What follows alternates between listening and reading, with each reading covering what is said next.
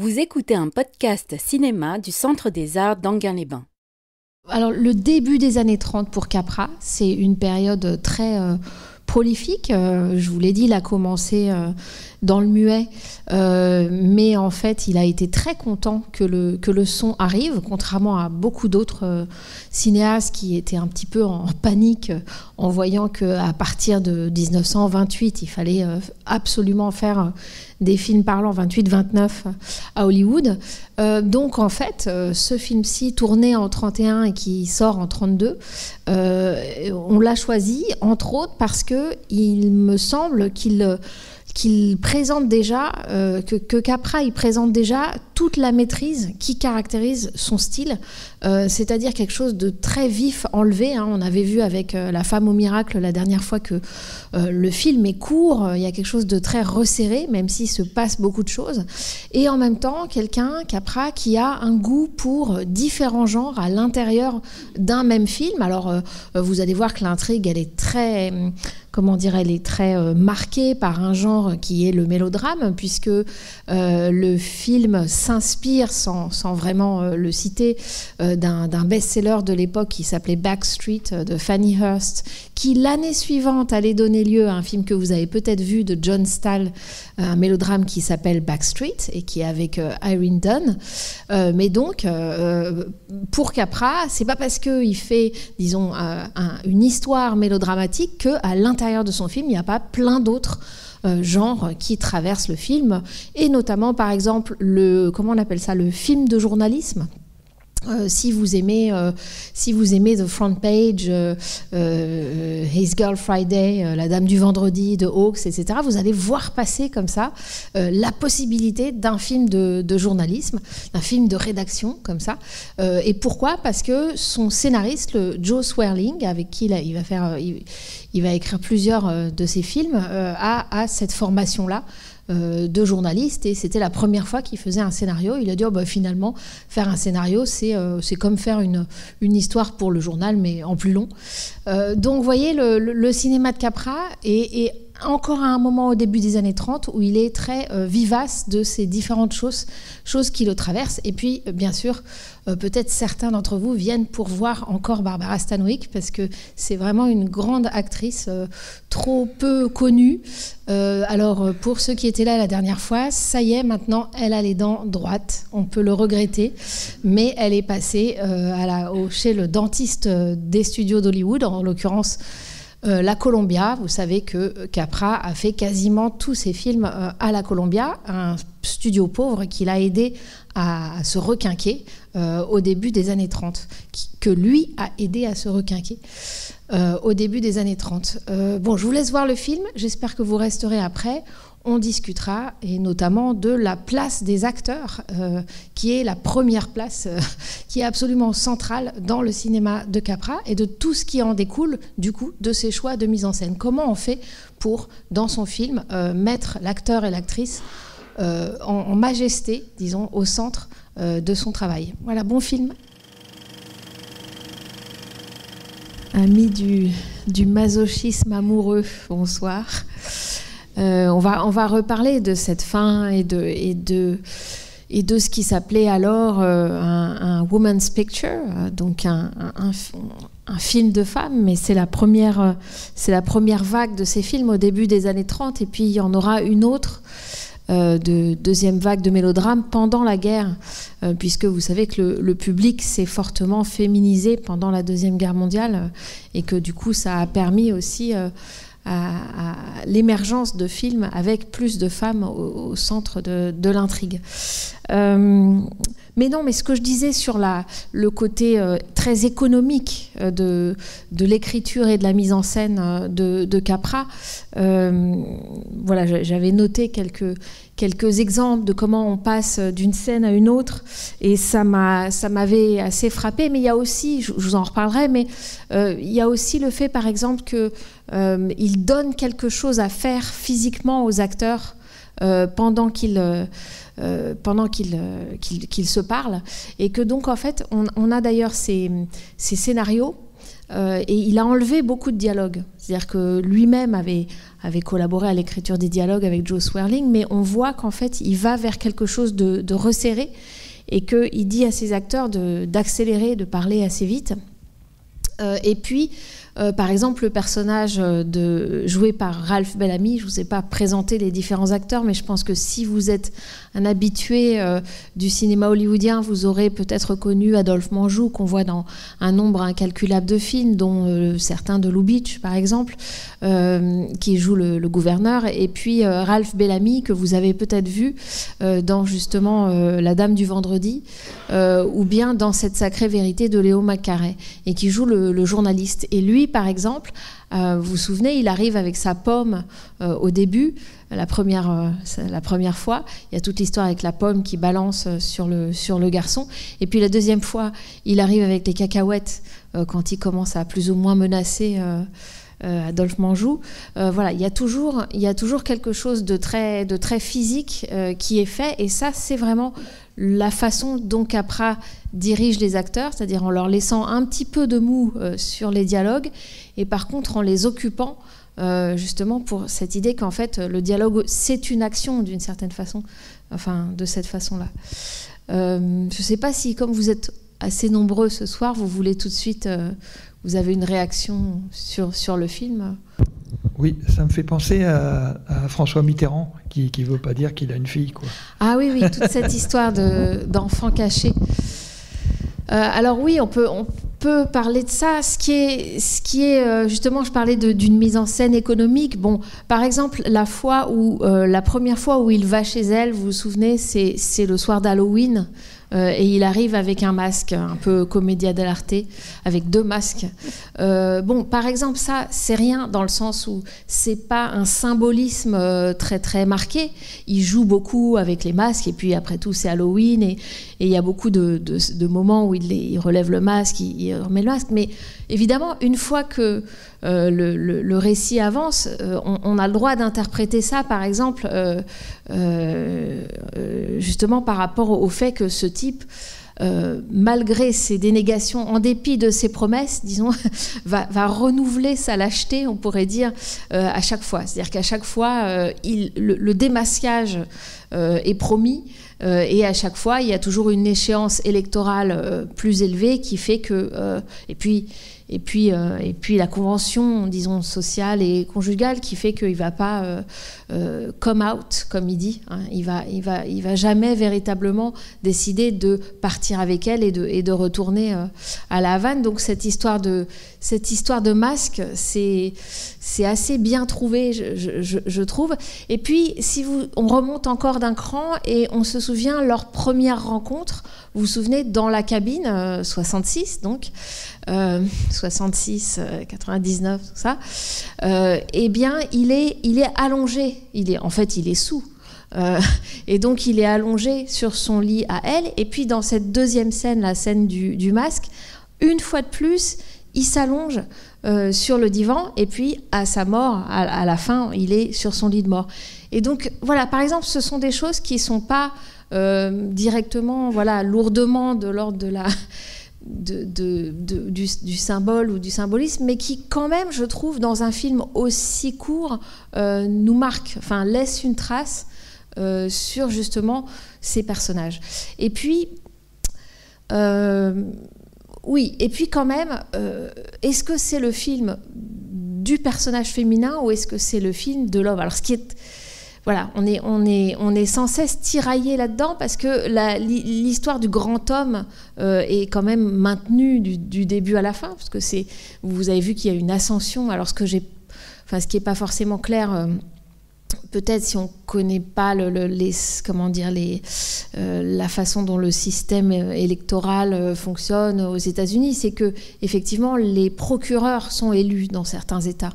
Donc en fait, on passe souvent de procureur ou juge, donc élu, à maire, gouverneur, etc. Puisque donc ces fonctions judiciaires, elles sont déjà...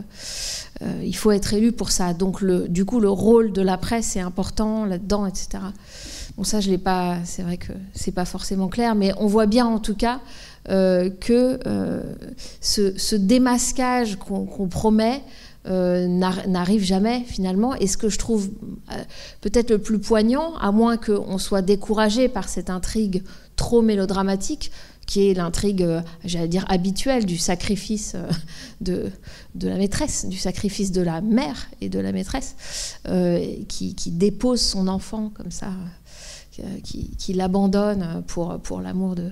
Eh bien, pour moi, quand même, cette scène, cette toute dernière scène où elle retourne dans la ville, qui fait un peu penser à la foule de King Vidor, hein, tout à coup, on redevient un anonyme, en fait. On n'existe plus pour personne, puisque la seule personne qu'elle a vraiment aimée est morte, et qu'elle va jusqu'à ne pas garder ce qui le ferait encore exister pour la postérité, et qu'elle déchire cette lettre. Alors non seulement elle renonce à un moyen de vivre, à une fortune, mais surtout ce qu'on voit, c'est qu'elle renonce enfin à être reconnue, elle renonce une fois de plus à être reconnue comme quelqu'un qui l'a aimée.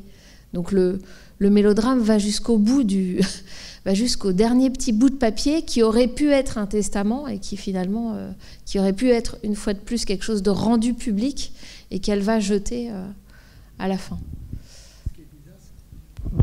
Et sa fille ne saura jamais que c'est sa maman, alors elle ne le sait pas, la fille, que c'est sa mère.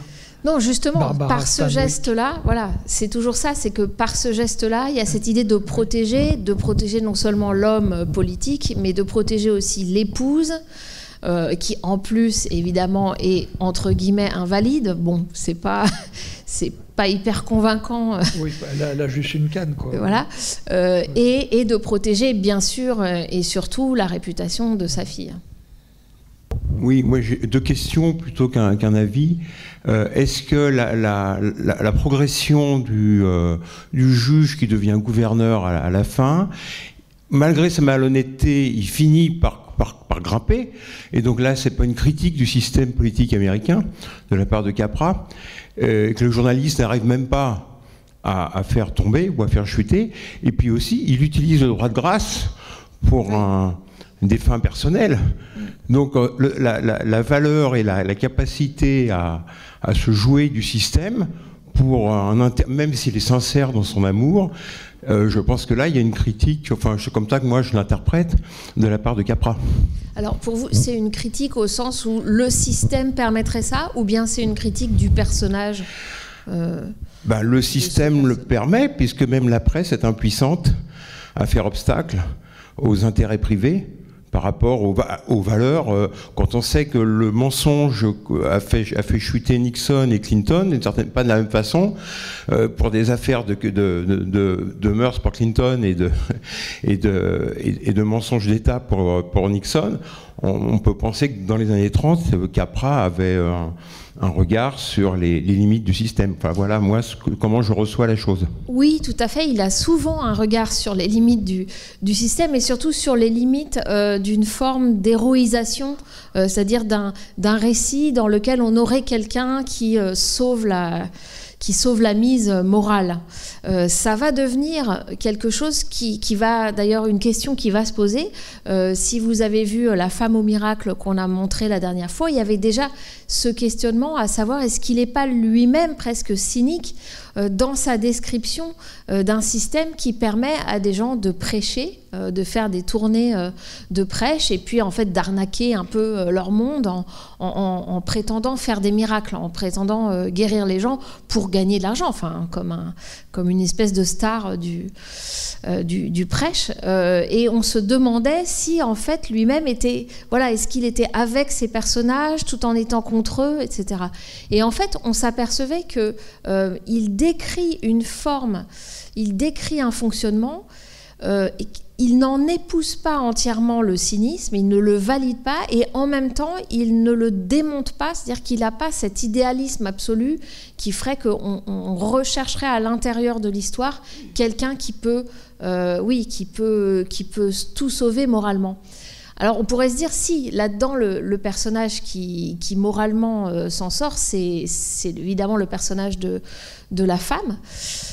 En réalité, Oui, dans le sens où je trouve que le film tient par elle, mais dans la mesure où, j'allais dire presque plus l'actrice que le personnage. Mais vous n'êtes pas obligé d'être d'accord. C'est-à-dire que, quand même, je trouve que c'est rare, et notamment dans les films du début des années 30, de voir une actrice qui change à ce point de figure, de sentiments. Il y a ces scènes de colère au début, quand elle le met dehors la première fois, qu'elle lui claque la porte au nez, quand elle ouvre à nouveau la porte, quand il revient, et qu'elle fait comme ça, et qu'elle la referme. Sauf qu'en fait, à chacune de ces scènes, il y a la suite, et c'est ça que je trouve qui est très beau chez Capra, c'est-à-dire qu'il y a une accélération, on pense que ça va être l'action, il va se passer quelque chose, et c'est bon, on aura compris ce qui s'est passé, et la scène est coupée, et en fait non, il va très vite sur l'important de la scène, mais ensuite il reste sur ce qu'on pourrait considérer comme des temps morts. En réalité, il les utilise, ce ne sont pas des temps morts, puisqu'elle va le rechercher. Donc vous vous souvenez, il y a la scène de l'escalier, où elle va remonter, et puis la petite fille hors champ va appeler, et puis donc c'est comme ça que se fait la rencontre entre le père et la fille. Vous remarquerez que dans cette scène, ce sont des questions de mise en scène. Dans cette scène, on pourrait dire la vision est obstruée.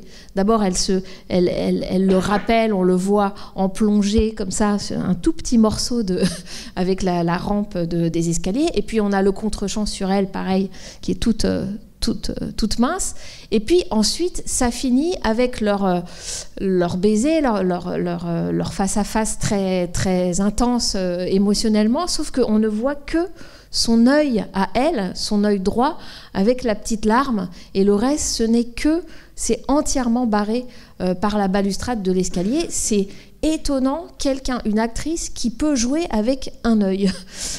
C'est quand même étonnant. Et avant, dans la scène des masques d'ailleurs, à un moment, elle jouait de dos. Quand elle apprend la vérité, à savoir qu'il est marié pour la première fois, vous vous souvenez, elle est de dos, elle a juste le masque comme ça relevé, et elle joue. Et c'est rare de pouvoir... Voilà, à la fois avoir toutes ces variations sur son visage, etc., mais à la fois, y compris de dos, ou y compris quand on voit seulement son œil. Donc pour moi, il y a effectivement à la fois une vision qu'on peut trouver critique du système, elle l'est, qu'on peut presque trouver cynique, parce qu'on se dit, en fait, il constate que ça marche comme ça, et il cherche pas à écrire un personnage de journaliste qui lui dénoncerait tout ça, ce qui va se passer par exemple dans la Dame du vendredi de Hawks, dont je parlais en 1940. Non, et ça ce sera plus tard pour Capra. En tout cas, je pense que ces films politiques comme Monsieur Smith au Sénat, il y a l'esquisse d'essayer d'écrire un personnage qui soit quasiment qui sera héroïsé, mais ça on en parlera. Mais en tout cas, à ce moment-là, j'ai l'impression que l'équilibre, il le trouve avec le personnage féminin, en fait, qui est tellement fort, dont l'intensité de l'amour est tellement fort que même si on la trouve bête de revenir à chaque fois, tout le travail qu'il fait avec Barbara Stanwyck et tout le travail qu'il fait avec son chef opérateur Joseph Walker, qui a travaillé, qui est vraiment un très très bon opérateur, qui a travaillé pour la Columbia jusqu'au début des années 50, eh bien, par leur travail, donc à la fois de jeu d'acteur, d'actrice et visuel, il me semble qu'on comprend, enfin qu'on a de l'empathie pour le fait qu'elle revienne, par exemple. Plutôt que de se dire, non mais c'est quelle cruche, c'est pas possible, elle lui a claqué la porte au nez, bon, ça aurait suffi. Non. Et notamment, l'autre scène où elle revient, vous vous souvenez, c'est cette merveilleuse scène au niveau, je trouve, visuel, du décor, mais surtout du cadrage et de la lumière, sous la pluie. Cette longue scène sous la pluie, on croit que c'est fini. Une fois de plus, elle se débarrasse de lui. Donc, nous, on est contents. Enfin, moi, je trouve on suit ça. Et puis, ensuite, elle revient et à nouveau, il arrive à créer quelque chose de satisfaisant dans le fait qu'elle revienne. Et notamment, par exemple, le fait qu'il pleut tellement que son chapeau, que ça dégouline comme ça de son chapeau. et qui est une sorte de substitut à des larmes, en fait. Enfin, voilà, pour moi, ce qui me reste, par exemple, c'est que l'homme, il baisse la tête, il pleure, c'est évident, mais on ne voit pas son visage, on ne voit pas Adolphe Menjou pleurer. Mais voilà, ce sont ça passe par un ensemble d'éléments de la mise en scène et non pas par des effets très marqués comme il y aura dans un cinéma, disons, plus lourd, avec des films plus longs, avec une sorte de signature d'auteur plus marquée. Moi, je voulais revenir sur non pas le rôle du journaliste, mais en fait le rôle de la presse. Ah oui. Parce qu'en fait, la presse, alors on la voit par l'intermédiaire du journaliste, mais elle va travailler aussi dans un journal, elle va épouser ce journaliste, et cette presse qui à la fois veut dénoncer, mais qui est à la fois aussi source de je vais dire ça commérage, mais enfin de cette pression sociale. Donc en fait, le rôle de la presse, il est tout au long permanent, il entoure toute l'histoire et même les personnages. Oui. Et en fait, mais ça découle tout naturellement.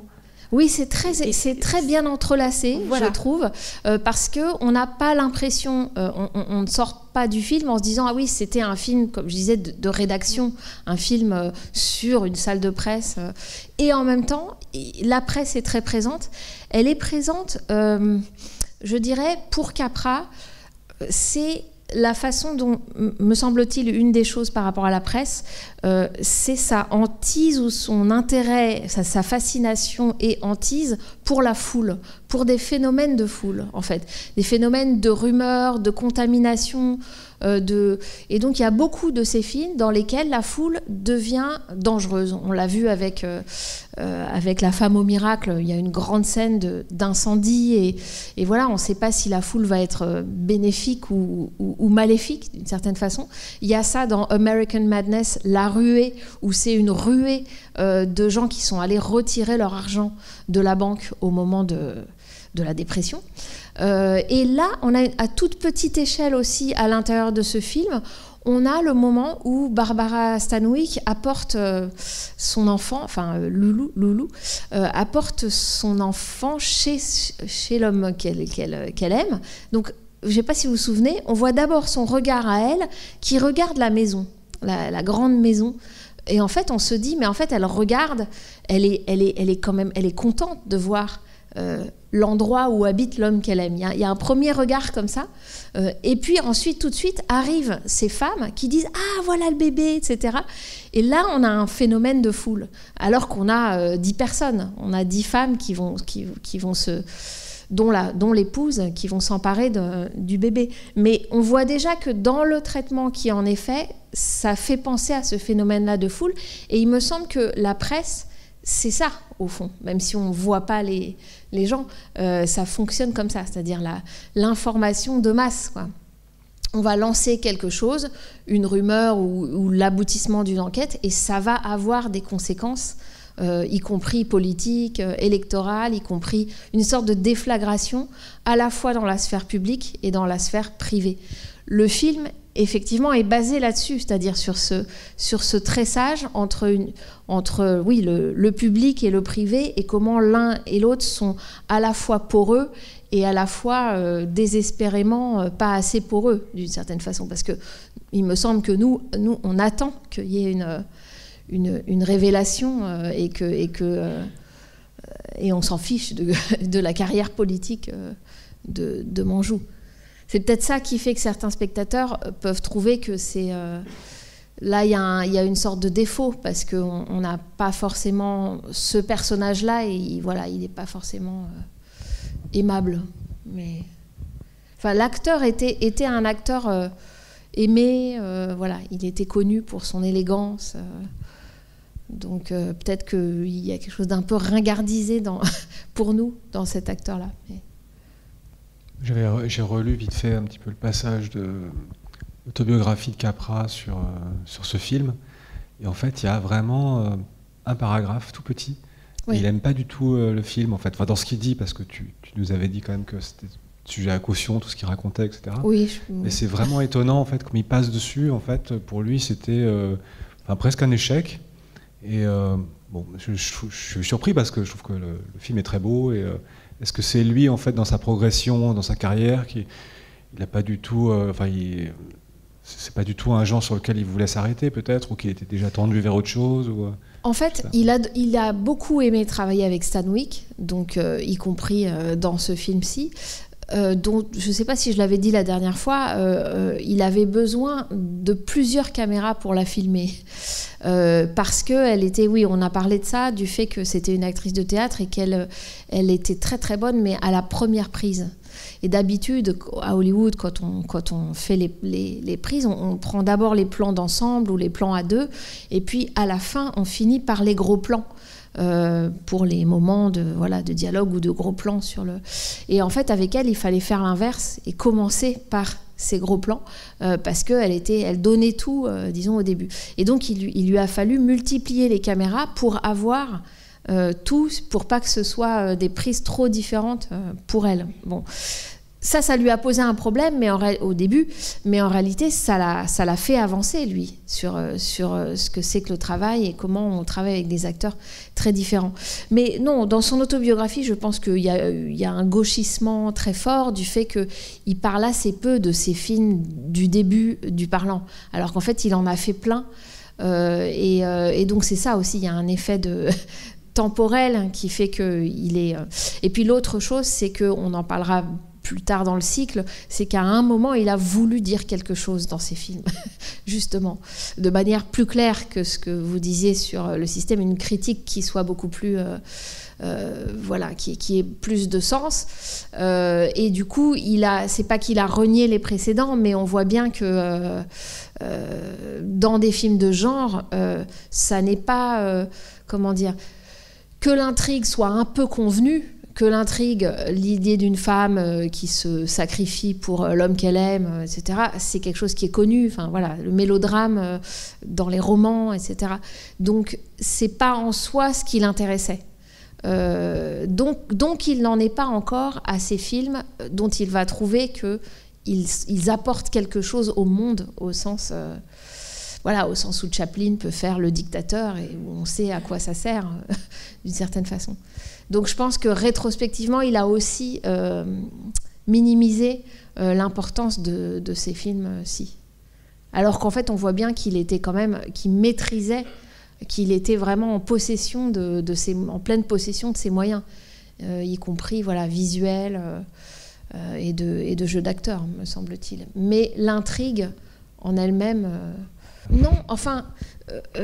est-ce qu'on peut dire que les films de studio de l'époque, de petits studios, parce que la Columbia n'était pas un studio riche, sont des commandes? Oui, dans le sens où, les réalisateurs sont sous contrat, les acteurs sont sous... Alors, lui, il avait un bon contrat parce qu'il les a beaucoup aidés à gagner de l'argent, mais ils sont quand même, entre guillemets, salariés, et donc on leur propose des sujets. Et puis ensuite, il travaille avec un peu... Lui, il pouvait choisir qui il voulait pour travailler. Donc, ce sont des propositions et parfois des commandes. Mais tout est comme ça. Donc, ça, c'est pas plus une commande qu'un autre. Vous voyez ce que je veux dire ? Actuellement, il y a des réalisateurs le système américain est différent du système français, je pense. Mais il y a quand même des réalisateurs qui choisissent leur sujet et c'est pas une commande... Qui apportent même eux-mêmes leur sujet. Oui. En tout cas, le système là, à l'époque, c'est-à-dire début des années 30 dans ce studio, Capra, comme il avait fait des succès, il faisait un peu, entre guillemets, ce qu'il voulait, mais en réalité, le Harry Cohn, le patron de la Columbia, c'était un sacré dur à cuire, et donc ça pouvait devenir conflictuel, et effectivement, le système, c'était qu'on leur proposait, qu'on leur disait, il y a cette histoire, on te met dessus, et puis si ça marchait pas, ils pouvaient la refiler à quelqu'un d'autre, etc. Vous voyez, mais c'est vrai qu'il y a un fonctionnement qui ne repose pas sur le mythe romantique de l'artiste qui apporterait, qui mettrait toute son âme dans un sujet. En réalité, en réalité, je pense qu'il l'a aussi minimisé parce que ce sujet-là, il y avait des forts échos biographiques. Donc en fait, contrairement à ce qu'on peut penser, quelque chose qui apparaît comme une intrigue mélodramatique, bon voilà, un peu qu'on trouve dans d'autres œuvres, en fait, ça faisait écho avec sa propre vie. Par exemple, sa première femme, Hélène, qu'il a finalement quitté parce qu'elle était alcoolique, mais en même temps il se sentait culpabilisé d'être quasiment la cause de son alcoolisme parce qu'il travaillait tellement, ça c'était avant ce film, hein, il travaillait tellement que voilà qu'elle passait pas mal de soirées seule, etc. Donc ils se sont quittés et puis à un moment il l'a plus revue et c'était assez triste. Et clairement il y a des échos avec la femme invalide du film. Il y a des échos aussi avec la vie de Barbara Stanwyck elle-même, etc. Donc en fait, je pense que ça, il ne voulait pas du tout mettre l'accent là-dessus quand il a fait ses mémoires. Il y a une chose aussi assez étonnante à laquelle on ne pense pas. Il explique qu'en fait, il a mis au point tout un système pour perfectionner ses films lors des previews, parce qu'aux États-Unis, ça se fait encore, je pense. Projection test. On fait des projections de test pour voir les réactions du public, les gens remplissent des fiches, etc. Tout est analysé. Et souvent, les réalisateurs vont pester contre ça. Mais lui, en tout cas, disait justement, il était très attentif à la réaction des gens, savoir à quel moment ils riaient, ils pleuraient, etc. Et il a même, je crois, fini par enregistrer en fait, sur un disque, à l'époque c'était un vinyle, les réactions du public pour se les repasser en fait, ensuite et réanalyser à son bureau. Et je trouve ça assez fascinant en fait parce que nous, en tant que spectateur, on pense pas du tout à ça. On a un peu souvent en tête un peu le mythe du réalisateur qui réussit du premier coup, etc. Un peu l'idée du final cut qui n'a pas besoin d'être confronté à la vie des spectateurs. Et en fait, lui, pas du tout. Il avait vraiment besoin de ça pour perfectionner ses films, y compris pour ce que tu disais sur l'ajustement de la vitesse des enchaînements, des dialogues, parce qu'il faisait évidemment sur le tournage. Mais qui pouvait aussi perfectionner en remontant le film en fait. Oui, et ça peut expliquer aussi certaines ellipses. Alors j'avais noté, je ne sais plus, vous allez me rappeler, la scène juste avant celle où elle fait la cuisine. Et où en fait il y a un rapport entre la scène précédente et celle-ci, mais ça y est, je viens de l'oublier. Et d'ailleurs, elle fait la cuisine et elle regarde ce tableau de bébé et puis elle continue. Voilà, et il suffit de ça et on comprend qu'on est déjà passé dans le moment où elle est, où elle est enceinte. Il y avait cette scène aussi, où il parle sur le bateau avant. Et où ils sont en pleine conversation et après cut et ils sont sur la plage quand ils disent on pourrait être des ramasseurs d'épaves, beachcombers, et puis cut et puis ils font du cheval sur la plage. En fait, par exemple, cette scène-là, elle était plus longue. C'est bizarre qu'on garde la musique du bateau sur cette scène. Vous n'avez pas trouvé cette scène de cavalcade, il y a la musique du bateau. Et en fait, cette scène de cavalcade, elle était plus longue et Manjou la poursuivait, la rattrapait et ils s'embrassaient et ça finissait comme ça et c'était beaucoup plus clairement ensuite une ellipse, sous-entendu, ils font l'amour, quoi. Et donc après, on comprend. C'est vrai qu'on l'a pas dit, mais on est pré-code, comme on dit. Donc on est avant le code d'autocensure, et donc il y a toutes ces histoires d'enfants hors du mariage, etc., qui étaient encore possibles. Mais effectivement, les coupes donc ne sont pas des coupes de censure. Par exemple, cette coupe de la cavalcade, ce sont des coupes, je crois, principalement, rythmiques, au sens où il veut resserrer, où il y a une sorte d'effet d'accélération, ou au contraire d'effet de légère accentuation sur un temps mort. Je pense à la scène où pour la première fois elle le met dehors, donc après les masques. Elle s'est énervée et elle l'a mis dehors. Je ne sais pas si vous vous souvenez, elle ramasse une sorte de coussin en forme de fleur noire comme ça qu'elle tient et rien. Et on continue et elle passe dans l'autre pièce, elle s'assoit, elle mange sa glace. Mais ça, ça n'a aucun, si vous voulez, ça n'a aucune fonction ni dans l'action, ni vraiment dans les sentiments. Et en même temps, il y a cette espèce de trou comme ça qu'elle tient, puis qu'elle relaisse tomber.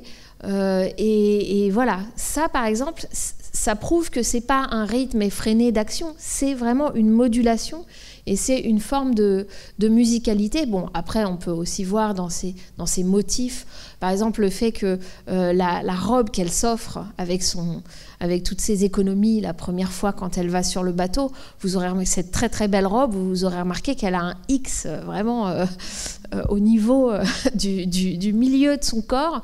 Et puis ensuite, quand elle fait la cuisine, le tablier, il y a le X du tablier comme ça qui la barre dans son dos. Donc on pourrait relier ces motifs avec cette balustrade qu'il a. Bon. Mais en tout cas, il y a cette sensibilité-là, oui, au timing qui passe tout à fait dans à la fois l'accélération des dialogues. Hein, je l'avais dit, au fur et à mesure, il va dire à ses acteurs, parlez plus vite. Ce que vous devriez dire en 1 minute, dites-le en 45 secondes.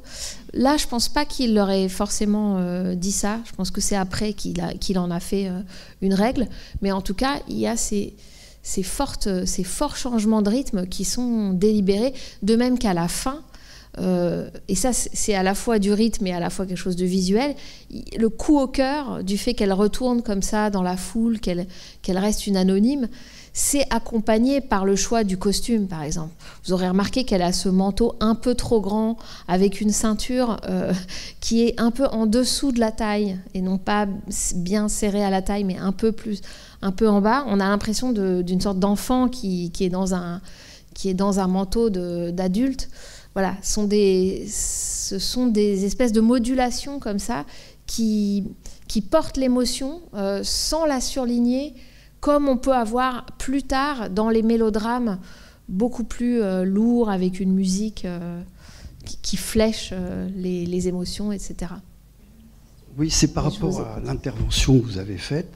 Est-ce qu'on ne peut pas estimer que Capra a frappé un peu fort dans ce film, je vais m'expliquer tout à l'heure, et que par la suite, dans sa volonté de croire aux valeurs américaines, il fera des films beaucoup plus optimistes. Parce que là, si on regarde l'approche de la presse, ça se borne au courrier du cœur et une traque sordide de la vie privée des gens qui n'a aucun impact finalement sur leur comportement politique. Donc, oui, est-ce qu'il n'attaque pas violemment la presse alors que toute une partie du cinéma américain a montré que souvent la presse faisait le travail de la police? Ça, c'est la première question. Et la deuxième, enfin, c'est une question de perception, mais est-ce qu'il ne montre pas implicitement que le maintien de la crédibilité morale des institutions américaines passe par le sacrifice de certains individus? Mais vous voulez dire ça, qu'il le soutient ou qu'il le déplore? Il le montre. Il le montre, voilà. Mais alors peut-être montre-t-il trop en critiquant l'Amérique et après, enfin je ne sais pas, c'est à vous de parler, madame. Après, je ne le connais pas assez. C'est juste une piste. Oui, si on voulait dire qu'il y a un léger cynisme à finalement montrer tout ça et sans nous donner d'espoir qu'il y a certaines personnes qui ne fonctionneraient pas comme ça, ni politiquement, ni dans la presse, ni journalistiquement, on pourrait dire... on irait jusqu'à Print the Legend de John Ford dans Liberty Valance. Cette question-là, est-ce qu'il vaut mieux préserver la réputation auprès du public de masse de ce politicien qui est peut-être un très bon politicien pour la ville, pour l'État, et peu importe s'il est adultère ou autre. Ça, c'est la question, effectivement. Ça rejoint cette question de Print the Legend qu'il y a dans L'homme qui tua Liberty Valance.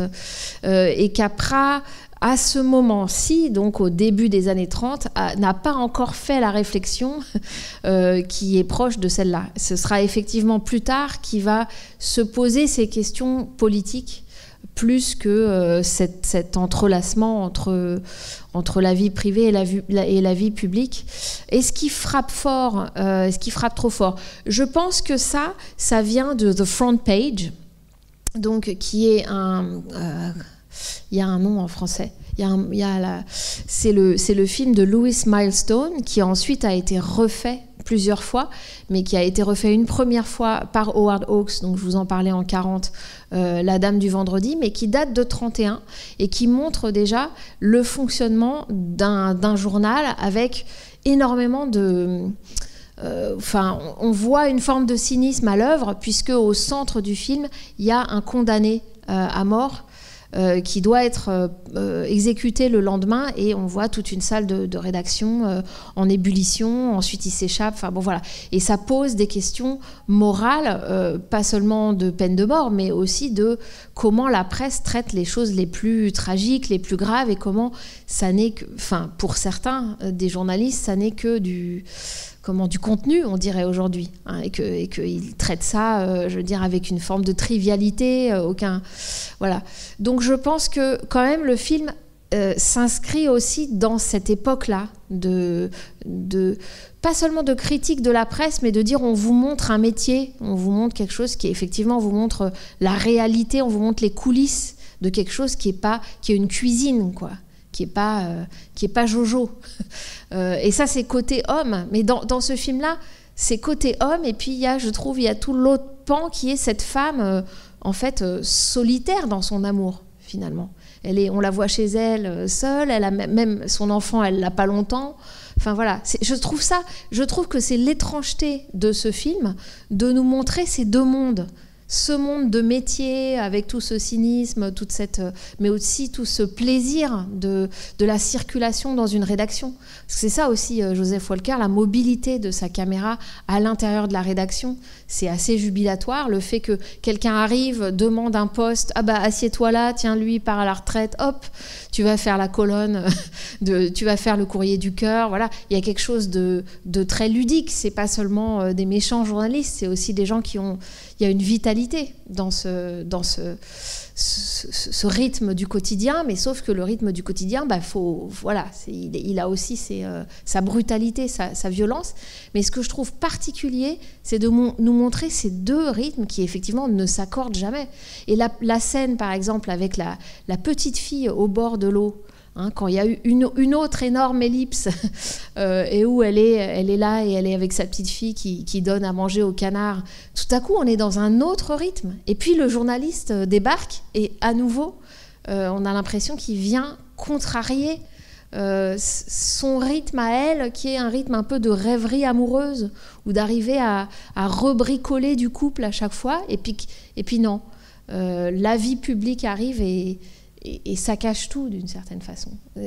Le film, il est fait de ça. Il n'est pas uniquement, effectivement, je ne pense pas qu'il soit idéologique ou un film à sujet sur la presse et son fonctionnement, quoi. Oui, vous voulez. Oui, sur le plan moral, le thème de l'abandon d'enfant, c'est pas l'enfant à la naissance, c'est elle a 3 ans, je ne sais pas. Comment ce thème-là est-il perçu par le public à l'époque? Et j'imagine qu'aujourd'hui, si on faisait ce film-là, on ne pourrait pas traiter cet abandon d'enfant de la même façon.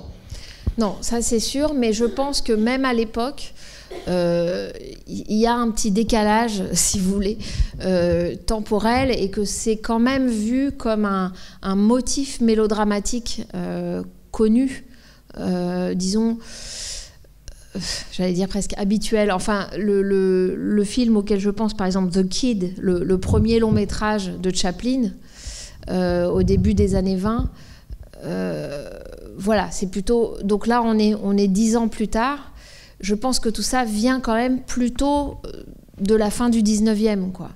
Donc, au début des années 30, effectivement, vous avez raison, c'est pas quelque chose qui est normal, et on se dit mais oui, bien sûr, elle laisse sa fille.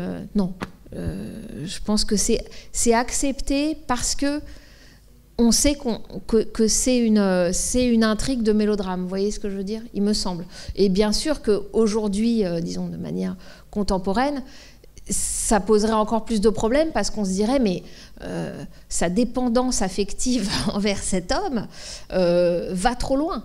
Elle ne remplit pas ses devoirs de mère. Enfin voilà, j'imagine qu'on projetterait plutôt ça. Donc, Et puis même le rôle du père, enfin, la place du père dans la façon dont on élève un enfant aujourd'hui, beaucoup de choses ont changé. Mais je ne pense pas que dans l'esprit de Capra, qui lui a aussi eu des enfants, etc., je ne pense pas que Capra enfin, il était très proche de ses enfants. Vous voyez ce que je veux dire ? C'est pas du tout... c'est déjà dépassé, d'une certaine façon, au moment où le film est montré, mais c'est accepté dans la fiction. Je voudrais vous montrer donc cet extrait, qui est la fin d'un film qui passe jamais, Stella Dallas. Il y en a eu plusieurs des Stella Dallas, mais celui-ci, c'est celui de 1937, de King Vidor, où une femme qui n'a pas abandonné sa fille, qui l'a élevée, mais qui l'a élevée au-dessus de leur classe, elle l'a élevée seule et au-dessus de leur classe sociale, si bien que la fille arrive effectivement à entrer dans le monde et à se fiancer avec quelqu'un de la haute, sauf que elle a sa mère pour boulet d'une certaine façon. Et donc Stella Dallas, c'est l'histoire d'une femme qui se sacrifie d'elle-même pour que sa fille n'ait pas honte d'elle. Bon, je voulais vous montrer ça, c'est pas Capra. D'ailleurs, vous voyez comme c'est beaucoup plus la musique, enfin, il y a quelque chose de beaucoup plus appuyé dans ce type de mélodrame. Bon, c'est elle, 5 ans plus tard, Stanwyck, mais ça pourrait être le personnage de ce film-ci. Puis je voulais aussi peut-être finir avec ça parce que, d'abord, voir le mariage de sa fille à travers la vie, évidemment, il me semble que ça la transforme en spectatrice de cinéma. C'est-à-dire qu'il y a un effet de miroir avec nous. Ce qui est quand même pas rien. Et donc, voilà, je voulais aussi boucler avec le fait que le début du film qu'on a vu ce soir est aussi, l'air de rien, singulier. Bien sûr que la première scène, c'est une scène d'exposition, il faut qu'on sache qui est le personnage, à savoir, disons, une bibliothécaire frustrée, voilà, encore un cliché avec son pince-nez, voilà. Sauf que vous vous souvenez que, en fait, elle n'arrive pas tout de suite, Barbara Stanwyck. Au début, c'est la charrue, le type qui baille, etc. Et puis, tout un discours sur elle, mais de spectateurs. Là aussi, on la regarde venir de dehors, à travers la vitre, on donne les clichés, on donne les stéréotypes sur ce qu'on croit qu'elle est. Et en fait, la scène continue, et quand elle arrive, la façon dont c'est filmé, ce qu'elle regarde, le contre-champ sur la gravure amoureuse qu'elle regarde, etc., le fait que son regard n'est pas dirigé envers les collègues, et puis le truc très drôle qu'elle dit, je voudrais foutre le feu à cette bibliothèque en jouant du ukulélé, je regarderais brûler en jouant du ukulélé, une espèce de version de, comment il s'appelle, pas Caligula, enfin, je sais plus. Tout ça fait qu'en fait, on a une pure extériorité du personnage d'abord, avec ses discours, avec ce regard à distance, cette vitre. Et puis en fait, elle arrive, et Capra arrive à nous donner l'intérieur et les pensées du personnage. Et la scène d'après, elle est déjà à la banque en train de retirer son argent et elle ne demande rien à personne. Et il n'y a pas du tout les scènes de discussion avec ses collègues. Est-ce que tu crois que je devrais y aller ? Et comment je vais m'habiller ? Non, cut. Et elle est splendide et elle est déjà dans le bateau. Donc voilà, c'était pour vous montrer à la fois ce côté... il y a une vitre, dans le mélodrame, il y a une vitre. Il y a toujours les classes sociales, finalement, il y a toujours cette séparation. Et en même temps que lui arrive à montrer à la fois une forme d'extériorité et l'intériorité émotionnelle, disons, de son personnage, vraiment grâce à Stanwyck, pour le coup, même si elle est à ses débuts, et il a vraiment reconnu le talent de cette actrice. Ben, je vous remercie beaucoup pour votre patience. Merci beaucoup, Charlotte. Et donc... la prochaine fois... Alors, on va se retrouver donc, le 11 décembre pour New York, Miami. Et le 11 Miami. décembre, c'est vraiment une comédie. Donc, c'est une franche comédie. Et vraiment, pour moi, l'une des plus grandes comédies américaines. C'est donc New York, Miami, It Happened One Night, 1934. Et c'est un film assez génial, donc ne le ratez pas, avec Claudette Colbert et Clark Gable. Voilà, merci. Merci beaucoup. Nuit.